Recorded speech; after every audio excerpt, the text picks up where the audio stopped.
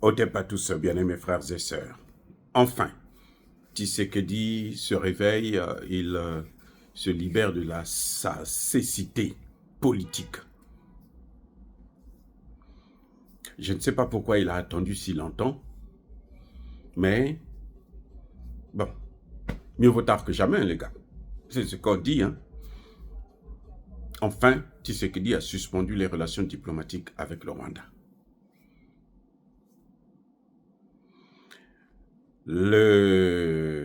L'ambassade du Rwanda à Kinshasa a été notifiée par le ministère des Affaires étrangères de la RDC que la RDC rappelle tous ses diplomates. Il n'y aura même pas de chargé d'affaires congolais au Rwanda. La RDC ferme tous ses services diplomatiques au Rwanda. C'est une très bonne idée. Parce que Tshisekedi a attendu trop longtemps. C'est pour ça que je dis, c'est-à-dire qu'il est comme c'est comme un éléphant. C'est-à-dire que pour se lever, il faut du temps. Mais bon, bref. Et le ministère des Affaires étrangères a pris soin de notifier à l'ambassade du Rwanda que tous les diplomates rwandais ont 48 heures sur le sol congolais. Je répète, le Congo démocratique a décidé de suspendre toutes les relations diplomatiques avec le Rwanda. Il a rappelé tous ces diplomates, pas les ambassadeurs, je dis bien tous les diplomates congolais au Rwanda doivent rentrer dans les 48 heures qui suivent, où ils sont déjà même partis. Parce que c'est sûr qu'avant même de notifier l'ambassade du Rwanda, eh ben, eux, les intéressés, avaient été informés. Et les diplomates rwandais ont l'obligation de quitter le territoire dans 48 heures. Voici ce qu'a décidé le président Tshisekedi. Deuxième des choses, M. Paul Kagame s'est rendu en Turquie pour aller solliciter la médiation de Erdogan. Il est à Kigali, et plutôt à Ankara, pour demander que Erdogan puisse divertir encore Tshisekedi, pendant que lui, au même moment, il a déplacé son état-major militaire de Kigali vers Kisenyi, à la frontière du Rwanda avec le Congo. Donc pour coordonner les opérations. Et pendant qu'il est en train de parler avec Erdogan, ces soldats sont en train de rentrer en masse au Congo.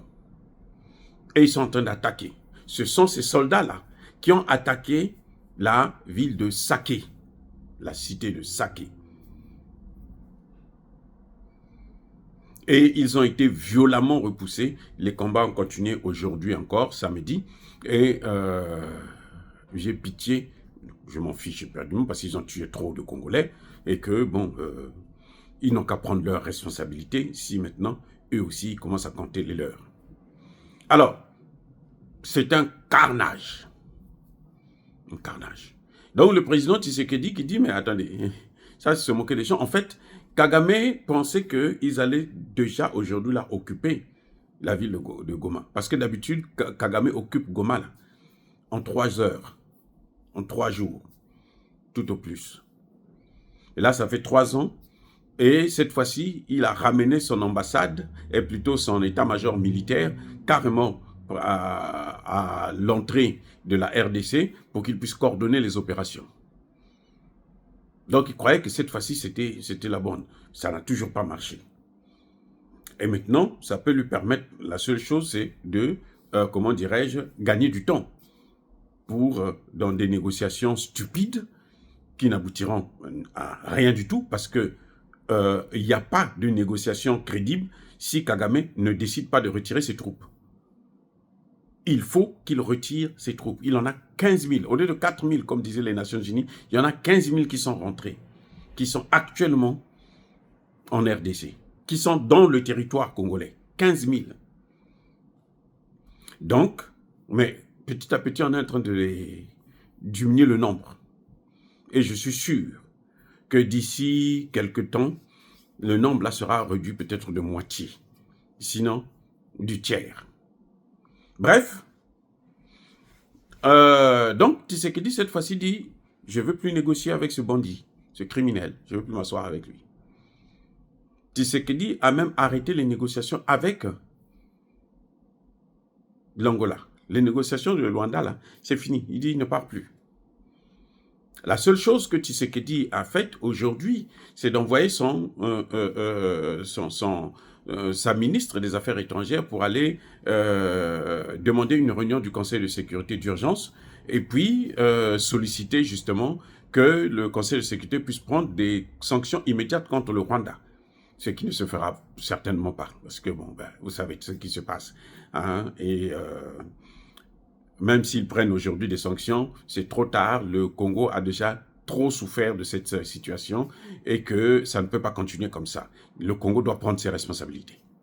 Monsieur Tshisekedi doit prendre ses responsabilités. Comme je disais dans une de mes vidéos que Tshisekedi a tout dans ses mains, ce sont ses armes qu'il doit utiliser pour neutraliser son ennemi. Mais en tout cas, le Conseil de sécurité a décidé de se réunir ce lundi prochain, dans 48 heures, pour examiner la question. Et nous attendrons donc les résultats qui vont venir de cette nouvelle, cette énième rencontre de l'Occident, hein, qui décide de la vie des Africains. Bon, c'est aux Africains maintenant de prendre en main leur souveraineté. Soyez bénis, abondamment bénis par le Dieu de Kémite et par nos ancêtres angélisés. Mais que tous ceux qui persécutent le continent africain, le pillent et le déstabilisent, qu'ils soient noirs, blancs, chinois, arabes, juifs, indiens ou qui qu'ils soient punis, maudits, foudroyés, neutralisés, écrasés, effacés par le Dieu de Kémite et par nos ancêtres angélisés.